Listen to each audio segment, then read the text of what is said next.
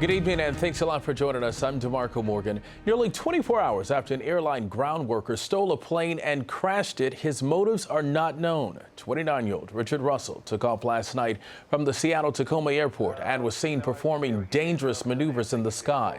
Over the radio, Russell called himself a broken guy. He worried about his fuel level and wondered if he would be sent to jail. Military jets trailed the plane before it crashed into an island. The rogue flyer was killed. Here's Jamie Yuccas.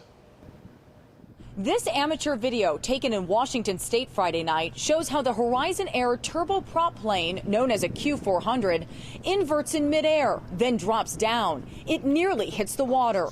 The 76-seat Bombardier was stolen around 8 p.m., then piloted by a Horizon Airlines employee, Richard Russell, whose job should have kept him on the ground. Brad Tilden is CEO of Alaska Air Group. He worked his shift yesterday. We believe he was in uniform. His job is to be around airplanes. As the plane flew erratically, an air traffic controller referred to the man flying the plane as Rich. Hey, you think if I land this successfully, Alaska will give me a job as a pilot? I think they would give you a job of doing anything if you could pull this off. Damn it, Andrew! People's lives are at stake here. Now, Rich, don't say stuff like that. Nah, I didn't tell you. I don't want to hurt no one.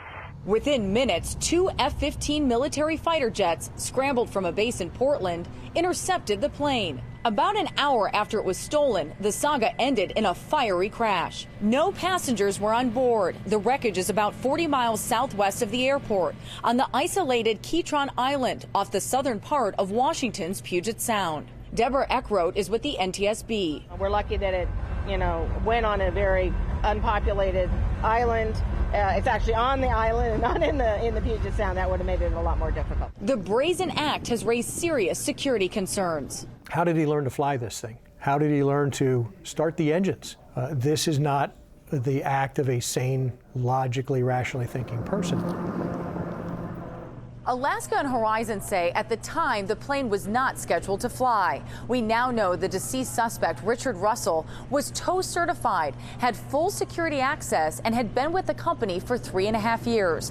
DeMarco, Russell has no known pilot's license, but he was able to back out the plane and turn it 180 degrees before getting in the cockpit and taking off. Both fascinating and disturbing. Jamie, thank you for that report.